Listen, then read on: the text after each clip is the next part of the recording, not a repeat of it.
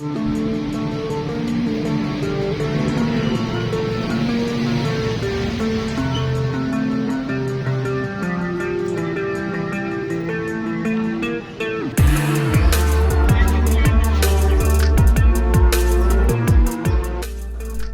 warahmatullahi wabarakatuh. Jumpa lagi dengan saya di channel yang sama, yaitu channel MBC, yang bahas tentang tips dan trik serta perawatan cucak hijau. Nah, kali ini saya akan bahas tentang ciri-ciri cucak hijau molting, bahwa ini molting atau yang disebut dengan nyulam atau mabung merupakan siklus tahunan ya, siklus tahunan. Jadi dalam satu tahun bisa 2 kali atau bisa 1 kali yang akan burung cucak hijau akan melepaskan bulu-bulunya. Nah, di sini nyulam pada cucak hijau ya, atau molting pada cucak hijau, rontokan bulunya ini biasanya ada 2 faktor penyebab. Yang pertama adalah faktor pakan ya, dimana faktor pakan itu juga mempengaruhi dari perontokan bulu-bulu cucak hijau ya. Misalkan seperti pemberian pakan ulat Hongkong yang berlebihan, tidak sesuai dengan takaran ya, yang kemudian cucak hijau mengalami panas suhu tubuhnya sehingga bulu-bulunya akan dirontokkan ya. Biasanya diawali dengan rontok bulu-bulu kecilnya, terus kemudian merontokkan bulu-bulu sayap dan ekornya ya, tapi tidak banyak, mungkin bisa 1 sampai dengan 5 helai seperti itu. Terus yang kedua adalah faktor alamiah, karena memang waktunya untuk merontokkan bulu-bulu yang sudah tua ya.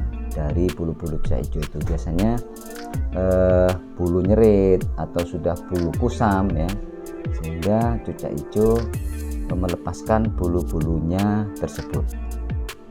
Berbeda dengan kacer ya, kacer atau murai atau cendet, yaitu bulu-bulu yang berontokan ambrol ya, habis seperti itu ya.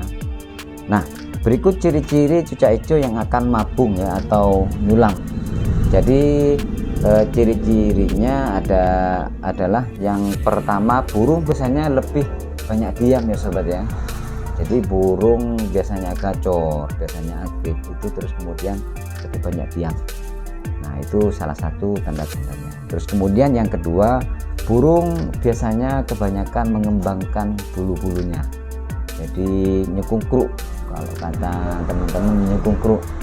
Nah, terus kemudian yang ketiga, biasanya jika burung digantang biasanya dia sering didis ya, mungkin karena gatal pada pangkal bulu-bulunya yang biasanya cucak hijau itu kerjanya maksimal bagus. Nah, karena bulu-bulunya sudah tua atau mau rontok ini, terus kemudian kita paksa dilombakan, sehingga burung itu biasanya banyak didisnya ya. Didis ya, dia tetap jamtrok ya, jamtrok, jambul, ngentrok, nembak, tapi biasanya diselingi dengan didis ya, didis bulu. Nah, kadang-kadang ini ketika pas gantang bulunya juga jatuh, bulu-bulu kecilnya itu. Nah, itu juga biasanya merupakan salah satu ciri-ciri dari cucak hijau yang akan mabung tersebut. Nah, terus kemudian selanjutnya adalah burung yang terlihat kusam.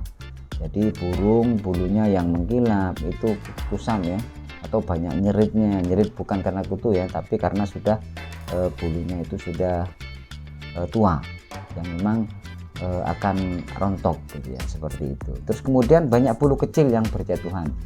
Nah, ini biasanya seperti burung saya kemarin ini. Jadi ketika dilombakan dia biasanya tidak nakal ya, terus kemudian dia jamtrok, nembak juga, bongkar isian, tapi diselingi dengan didis-didis. Nah, sampai bingung. Terus kemudian 1 minggu setelah dilombakan baru kemudian banyak bulu-bulu kecil yang jatuh diselingi dengan bulu-bulu sayap dan bulu ekor ya. Bulu sayap kalau tidak keliru ada sekitar 13 kemarin itu, 13, terus kemudian bulu ekor ada 2 ya, seperti itu. Nah, terus kemudian dari bulu-bulu kecil itu ya, dari jatuhnya bulu-bulu kecil, terus kemudian disusul dengan bulu-bulu besar itu tadi. Nah, itu merupakan ciri-ciri dari ini ya, ciri-ciri dari burung cucak hijau yang akan yang akan nyulam. Nah biasanya kalau misalkan dia mau mabung atau nyulam, ya itu ketika misalkan mau digantang, kita gantangkan biasanya banyak, kebanyakan dia itu didis ya, kadang-kadang nyekungkruk juga ya. Jadi dilihat dari kondisinya. Jadi ketika misalkan burung itu biasanya aktif, terus kemudian lincah, nah karena dia mau mabung sehingga burung tersebut lebih banyak diam. Oke sobat kicau mania, itu dari saya ciri-ciri cucak hijau yang akan merontokkan bulu berdasarkan analisa saya sendiri ya. Jadi kalau misalkan kurang atau ada tambahan dari saudara-saudara kicau mania, monggo silahkan ditambahkan di kolom komentar ya. Jika ada pertanyaan, monggo silahkan dicantumkan di kolom komentar, insya Allah saya akan menjawabnya. Semoga bermanfaat dari apa yang saya sampaikan. Jangan lupa untuk di share kepada kawan-kawan semua, terus kemudian di like dan dikomentari, dan juga jangan lupa untuk di subscribe. Itu ya dari saya, Khairul Kalam. Wassalamualaikum warahmatullahi wabarakatuh. Salam Japro.